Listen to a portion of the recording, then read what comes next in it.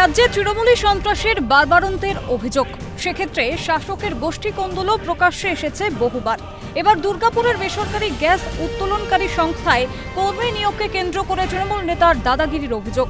অভিযুক্ত তৃণমূল নেতা প্রবোধ মুখোপাধ্যায়ের বিরুদ্ধে অভিযোগ, বেসরকারি ওই সংস্থায় নাকি বহিরাগতদের নিয়োগ করাচ্ছেন, কিন্তু নিজেদের গ্রামের লোকজনদের নিয়োগ করা হচ্ছে না।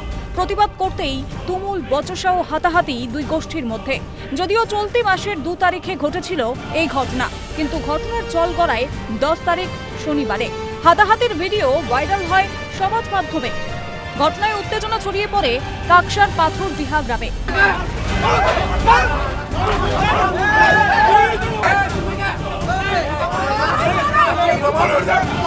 যদিও ঘটনায় মুখ্যমন্ত্রীর কাছে লিখিত অভিযোগ করেন পাথরডিহা গ্রামের বাসিন্দারা, সদুত্তর না মেলায় বেসরকারি ওই সংস্থার সামনে বিক্ষোভের সামিল হন তারা।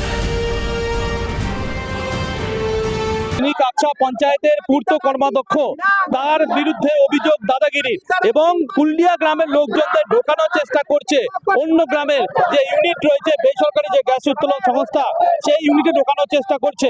এরই প্রতিবাদে আজকে খোদ তৃণমূল কর্মী এবং তৃণমূলের পঞ্চায়েতের যিনি সদস্য রয়েছেন, তারা কিন্তু বিক্ষোভে সামিল হয়েছেন সেই নেতার দাদাগিরির বিরুদ্ধে। বিক্ষোভটা আমরা করছি যে প্রবোধ মুখার্জি এখানে দাদাগিরি করছে, দাদাগিরি ছাড়া চলবে না, আমাদের স্থানীয় নিয়োগ করতে হবে। নিয়োগ যদি করতে হয় স্থানীয় নিয়োগ করতে হবে। কি বলছেন উনি?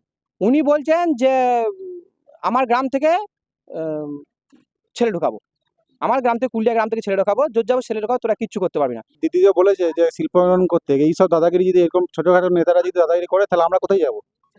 মন্ত্রী প্রভাব খাটিয়ে করছে। হ্যাঁ, মন্ত্রী প্রভাব খাটিয়ে করছে। কি দাবি তার? দাবিদার এখানে জোর জবরদস্তি ঢুকে দেবে। বিক্ষোভে উপস্থিত হন কোচ তৃণমূল পঞ্চায়েত সদস্যা সুমিত্রা হাঁসদাও। তাকে হুমকি দেওয়া হয় বলে অভিযোগ ওই তৃণমূল নেতার বিরুদ্ধে। আমাকে বলেছে যে আমার ছেলেকে আপনার গ্রামে ছেলে নেবো না, আমার গ্রামে ছেলেগুলোকে জোর করে ঢুকাতে চেয়েছি। আমি চেয়েছি আমি অন্য গ্রামে নেবো না, আমাদের গ্রামগুলোকে ঢুকাবো। কে হুমকিটা কে দিচ্ছে? হুমকি দিচ্ছে প্রবীর মুখার্জি, কোথায় দিচ্ছে? থানায়। এদিকে অভিযোগ অস্বীকার অভিযুক্ত তৃণমূল নেতার। যারা অভিযোগ করছেন তারা নাকি বিজেপির লোক, দাবি তৃণমূল নেতা প্রবোধ মুখোপাধ্যায়ের।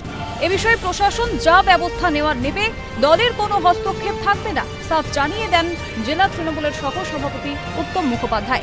প্রথম কথা হচ্ছে তৃণমূল করে এটা আমি বিশ্বাস করি না।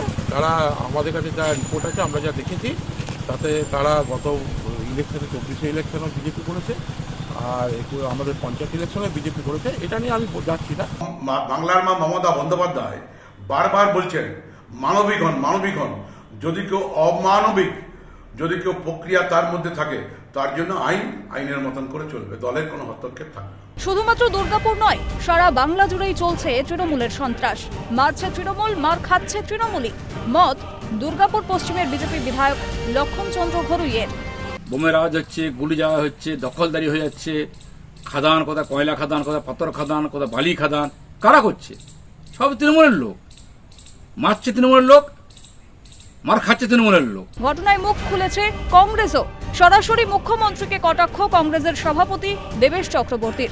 পশ্চিমবাংলার মুখ্যমন্ত্রী তিনি বলছেন যে তার রাজ্যে নৈরাজ্য নেই, দখলদারি নেই, জোরজুলুম নেই, ব্যবসায়ীদের উপর অত্যাচার নেই, কিন্তু দেখা যাচ্ছে তার পঞ্চায়েত সদস্যই পঞ্চায়েত কর্মাধ্যক্ষের বিরুদ্ধে অভিযোগ জানাচ্ছে যে সেখানে নাকি যারা কাজ করছেন তাদের উপর অত্যাচার হচ্ছে। এখন দেখার পরবর্তী পদক্ষেপ কি হয়, দল কি ব্যবস্থা নেয়। দুর্গাপুরের কাকসার পাথরডিহা গ্রাম থেকে রাজেশ সেনগুপ্ত, ক্যালকাটা নিউজ।